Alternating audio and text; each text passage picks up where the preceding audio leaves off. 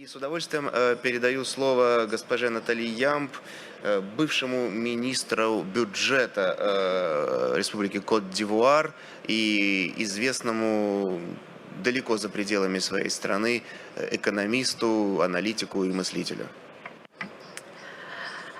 Je souhaite en premier lieu remercier les autorités russes et la Team Afrique pour m'avoir permis de venir exprimer mon point de vue, celui de mon parti et celui du professeur Mamadou Koulibaly, candidat à l'élection présidentielle de 2020 en Côte d'Ivoire, sur la souveraineté, sur les valeurs africaines, sur les urgences de développement en Afrique et le rôle que la Russie peut y jouer. Parler d'identité africaine est une chose aisée, car l'identité et les valeurs des Africains ne sont pas différentes de celles du reste de l'humanité. Nous avons les mêmes sentiments de solidarité, de compassion et les mêmes aspirations à la liberté, à la dignité, à la justice et à la propriété.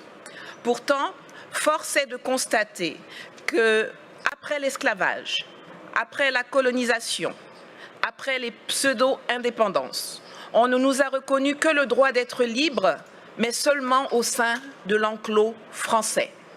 L'Afrique francophone est encore aujourd'hui, en octobre 2019, sous le contrôle de la France. Cela remonte à 1984, lorsque les puissances coloniales se sont réunies à Berlin pour se partager l'Afrique, sans que les Africains aient leur mot à dire.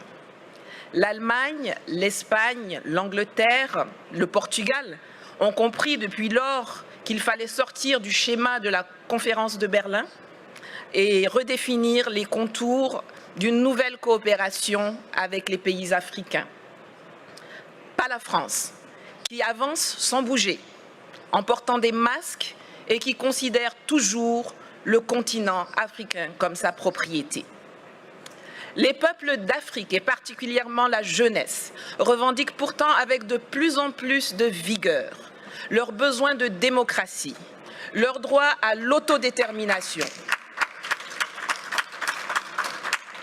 le droit de décider avec qui ils veulent commercer, avec quoi ils veulent payer ce commerce, sans qu'on les place sous la tutelle d'une ex-puissance coloniale qui se présente toujours sur la scène mondiale comme notre porte-parole et notre avocat.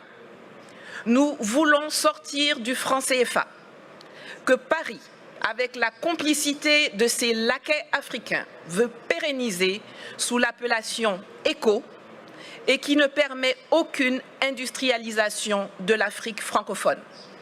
La conquête de notre souveraineté monétaire est capitale, car la seule stabilité que le franc CFA garantit aux pays qui l'utilisent sont la mauvaise gouvernance, la pauvreté et la corruption.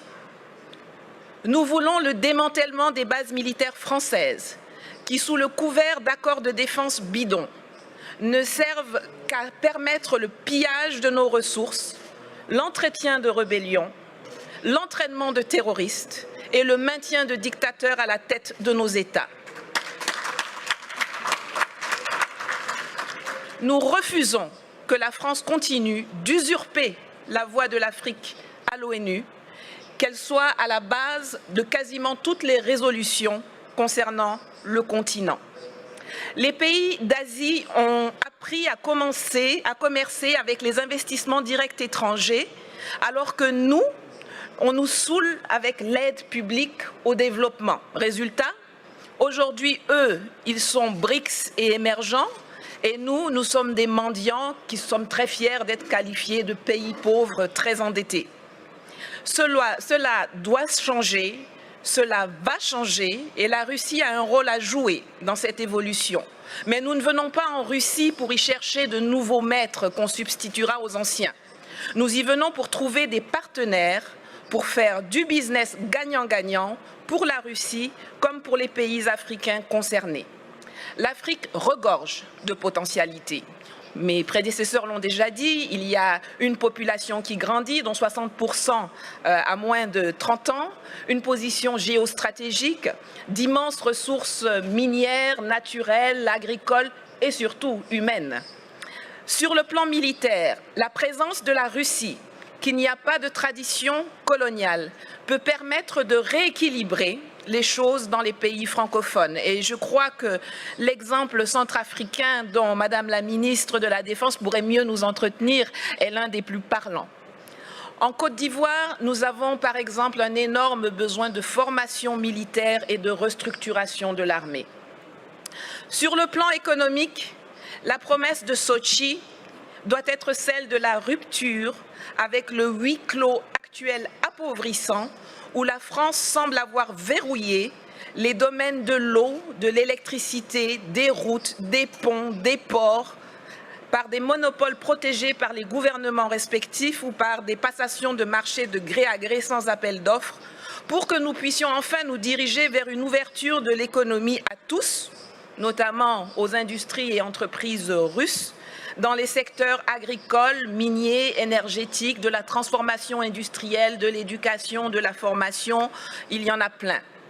Le littoral ivoirien, par exemple, qui alterne les lagunes, les fleuves et la mer, est long de 570 km et regorge d'un potentiel encore inexploité ou sous-exploité dans le transport maritime et lagunaire, dans le désensablement des embouchures de fleuves qui peuvent devenir navigables, dans l'hôtellerie, le tourisme, l'habitat de luxe, le transport lagunaire entre les villes du littoral, compte tenu de l'état désastreux de nos routes.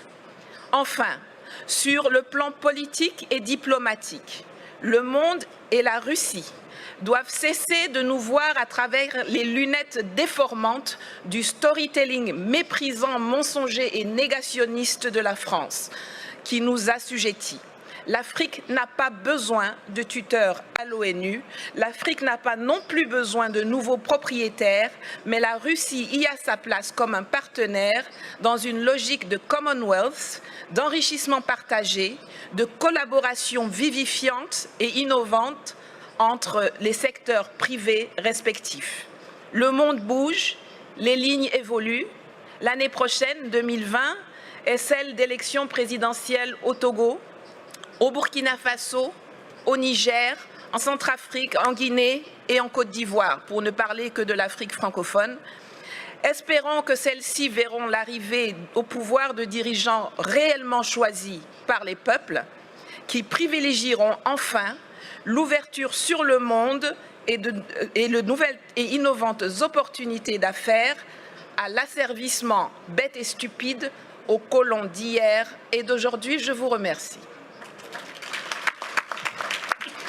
Спасибо. Я хочу отдельно отметить, поскольку в зале находятся иностранные журналисты, французские, американские, что одна из главных традиций мероприятий, которые проходят в нашей стране и в частности здесь, это полная свобода, открытость, отсутствие цензуры, и спикеры свои выступления не согласовывали, поэтому здесь можно насладиться настоящей свободой слова. Я это говорю как журналист, потому что знаю, какие бывают с этим проблемы в странах далеко за пределами России. Здесь вы видите полную палитру ярких красок и соответствующих заявлений, но я точно могу согласиться с госпожой Ямб в том, что у России действительно, как она отметила, нет никакого негативного, такого колониального опыта взаимоотношений с африканскими государствами. Мы единственная мировая держава, которая ничем себя не запятнала за многие-многие годы сотрудничества с странами африканского континента. В этом, конечно, наше конкурентное преимущество.